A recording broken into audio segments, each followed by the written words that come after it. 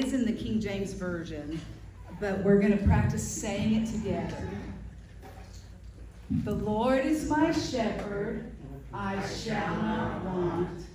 He maketh me to lie down in green pastures. He leadeth me beside the still waters. He restoreth my soul. He leadeth me in paths of righteousness for his name's sake. Let's do it again. Here we go. Ready? The Lord is my shepherd, I shall not want. He maketh me to lie down in green pastures. He leadeth me beside the still waters. He restoreth my soul. He leadeth me in paths of righteousness for his name's sake. If you want to say that in normal English, feel free. Instead of maketh, you can say makes. Okay? I just want you to get the gist of it and be able to say it. So we've learned a lot about the parallels between sheep and humans, whether you like it or not. Philip Keller says, sheep are notorious creatures of habit. If left to themselves, they will follow the same trails until the trails become ruts, graze the same hills until they turn to desert wastes, pollute their own ground until it is corrupted with disease and parasites. Many of the world's finest sheep ranges have been ruined beyond repair by overgrazing, poor management, and indifferent or ignorant sheep owners. So sheep require somebody that's going to take into consideration where they are and have a plan for their safe handling and for the land use. The single greatest thing that a sheep owner can do is to keep their flock moving. They cannot be left on the same ground too long. They must be shifted from pasture to pasture periodically. So this shepherd has to have thought ahead of time with a premeditated, determined plan of action. And this is the sort of action that David had in mind when he said today that he leads us in paths of righteousness for his name's sake, for his reputation as a good shepherd. Keller continues to say, casting my mind's eye back over the years that I kept sheep, no other single aspect of the ranch operation commanded more of my careful attention than this moving of the sheep. It literally dominated all my decisions. Not a day went by when I would walk over the pasture in which the sheep were feeding to observe the balance between its growth and the grazing pressure upon it. As soon as the point was reached where I felt the minimum benefit for both sheep and land was not being met, the sheep were moved to a fresh field. More than anything, this practice resulted in success. And he said that when the sheep were allowed to enter into a new pasture, that the sheep kind of jumped and were really excited because the food was going to be good again. And they were going to be in those paths and those green pastures. But if it wasn't cyclical like that, it just lay waste, and they ended up eating roots and in places that weren't good for them. Human parallels to this are astonishing. Our behavior and our life patterns are so much like sheep. How, you ask? Oh, give me a minute and I'll help you. First of all, Scripture tells us that most of us are stiff-necked and stubborn. Scripture actually has that word, stiff-necked. Y'all know somebody that's stiff-necked? Well, Isaiah says, all we like sheep have gone astray. We have turned everyone to his own way. I've done it my way. And this we do deliberately, repeatedly, even to our disadvantage. We are self-determining to the point of self-destruction. It's wrapped up in pride. We know what is best for us, don't we? I got a message from somebody this week who'd been dealing with somebody that was being irresponsible, and he says, well, I talked to so-and-so and he's not taking my advice because he knows everything. He's an expert. I told some folks at lunch on Friday, I said, yeah, I was an expert in parenting until I had kids. You know, you think, I will never let my child act that way in a restaurant.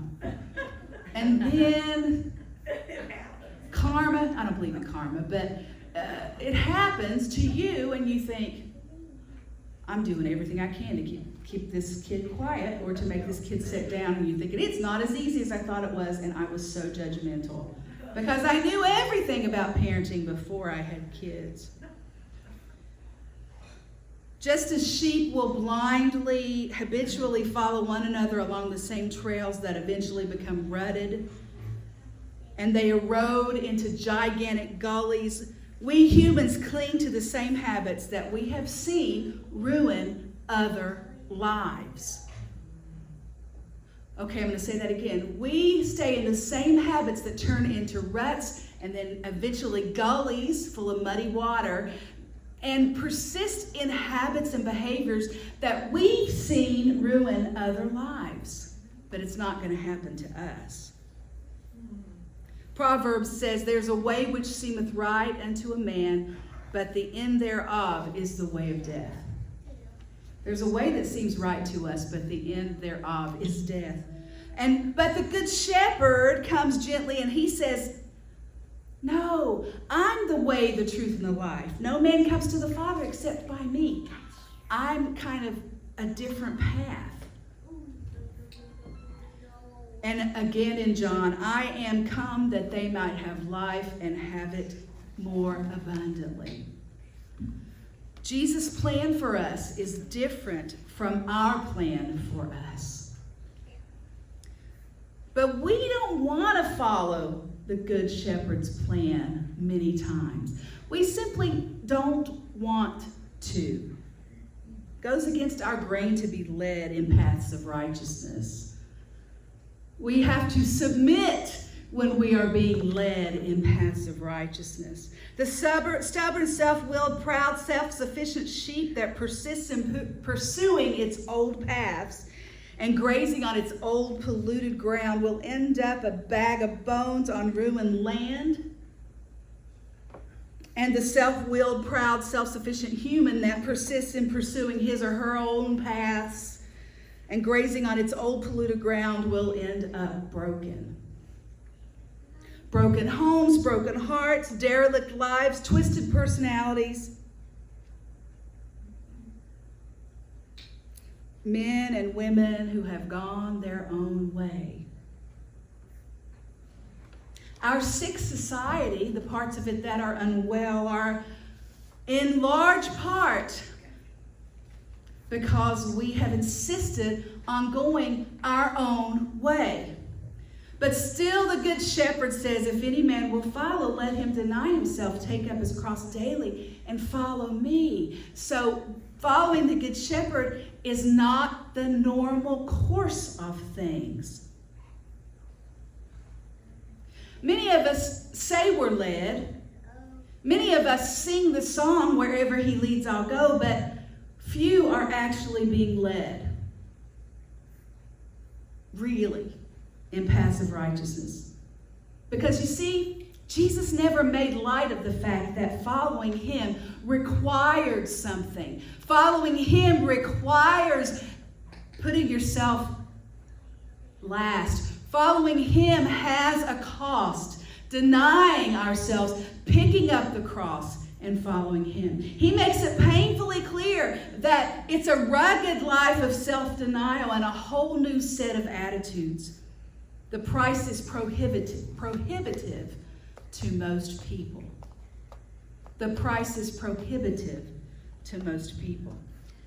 And Philip gives 7 attitudes that have to be renewed in a person's spirit in order to have this surrender happen, this ability to follow Christ's path of righteousness instead of our own habit of self. First one, instead of loving myself most, I am willing to love Christ best and others more than myself. That is hard to do, easy to say. Instead of being one of the crowd, I'm willing to be singled out and set apart from the gang. Once again, following Christ's path is not always the same as following the path of culture and society where it's rooted really deeply and rutted really deeply. Interestingly, I went to a graduation reception yesterday for several kids at Calvary Christian School. My neighbor graduated, and it happens to be a Pentecostal church, Calvary Church, you may know, there in Fountain Square. And I walked in, and I was moved because even in our society today, their convictions as Pentecostal men and women are very countercultural. And they are very strong in their beliefs regarding dress, hair. While I don't particularly follow those choices, I was moved by the strength of which they hold in terms of their convictions. Are there convictions in your life that you need some guts to carry out? Well, that's what's required. Instead of insisting on my rights, I'm willing to forego them in favor of others. Ooh. Putting my rights, my needs behind everybody else's. Here's another one. Instead of being the boss, I'm willing to be at the bottom of the heap. You guys remember the Dr. Seuss story about Yertle the turtle? He was willing to be at the bottom of the heap. It was a good thing because the person on top, when they burped, fell and crashed to the ground. We have to be willing to not be the boss. You're not the boss of me. How many times have you heard a child say that? You're not the boss of me.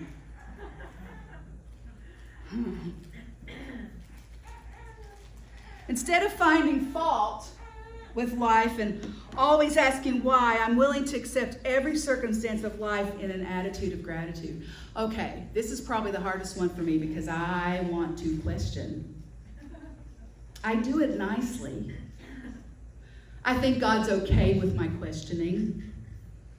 I think I do have a spirit of gratitude and submission. Because we see through a mirror dimly, the New Testament tells us. We don't have all the answers, and so it's only human for us to question. But ultimately, I realize who's in control, and that there's things I don't know, and it's a relief to say, okay, I do live in an attitude of gratitude, and I'm glad I'm not in control and you are, God.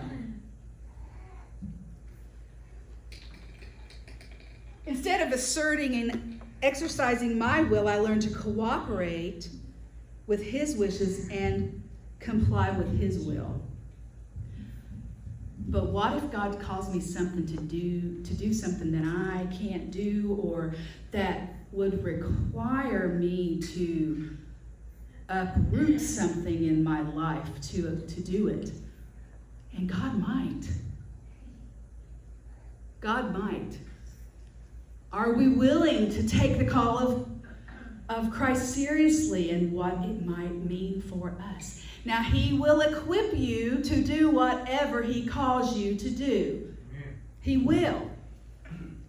But if you're listening and God is prompting you to do something, I encourage you to listen and do.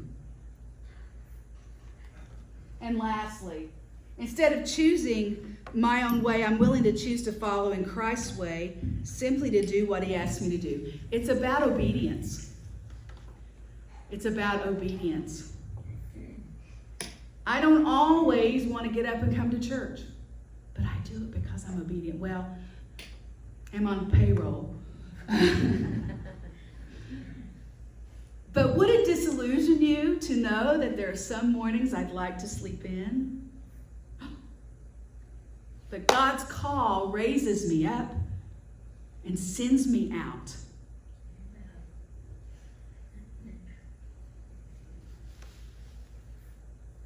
Obedience. Obedience. When you hear God peck on your shoulder and you're feeling like, oh, he wants me to do this. He wants me to say something. He wants me to act in some way. Say yes. Say yes. These 7 attitudes will help us to move on to fresh ground with God. It will do us and the world good, and it will please the Good Shepherd to no end. Imagine that you please the Good Shepherd. You please the Good Shepherd. We are pleasure to God. Now, maybe it feels like there's too much expected. Maybe it feels like the demands are too drastic. Some may consider the call of the Good Shepherd impossible to carry out. It would be if we had to depend on ourselves, our self-discipline to succeed. Goodness knows I would not. But if we are in earnest about wanting to do his will and be led, he makes it possible by his own gracious Spirit, who is given to those who obey, according to Acts 5:32. For it is he who works in us both to will and to do his good pleasure. Philippians 2:13. What is it God wants you to do? As we're opening up as a church, we're going to be reestablishing Sunday school. We need teachers. Somebody's got to step forward and be that teacher where the hole where Luther was has been left. There are people who could do it. We have opportunities. Maybe in your personal life, there's something you need to do or say. I just pray, and I pray for me, and I pray for you. Let's do that right now as we prepare to sing our hymn and then go into communion. Lord Jesus,